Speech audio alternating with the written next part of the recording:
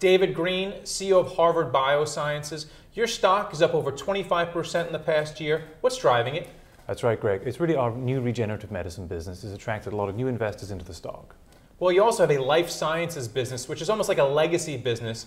Who are some of your clients there, and what kind of revenues are you driving from that one? That's right. Our core business is about $110 million. It's actually been around 110 years since its founding at Harvard Medical School. And that business is bought by scientists worldwide, scientists at big academic institutions and also pharma and biotech. And that business, to a certain extent, is funding the regenerative medicine part of your business, which is new and advanced technologies. Tell me about that part.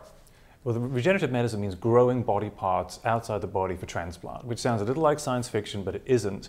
Only a couple of months ago, we saved a man's life. He was dying of tracheal cancer. He was given 2 weeks to live, and in collaboration with a surgeon in Stockholm and a researcher in London, we grew him a new trachea outside the body using our bioreactor, and he's now alive and well at 3 months.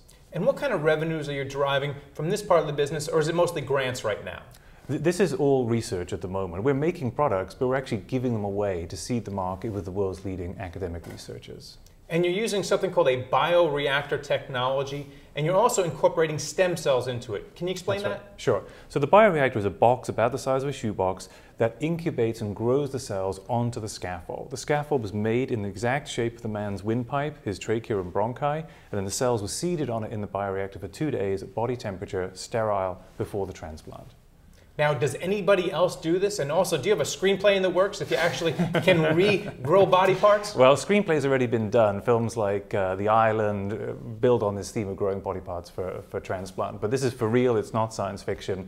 So no, we're not planning on a movie to go with it. We're just planning on making a good business out of it. And are you affected at all by Obamacare? Because that's a big question across any part of the healthcare spectrum. Sure, the answer is no. Today what we're doing is not a commercial product, so it's not affected by Obamacare. And in my opinion, the cost emphasis in Obamacare is actually favorable to us because transplanting is an incredibly cost-efficient way of treating a patient.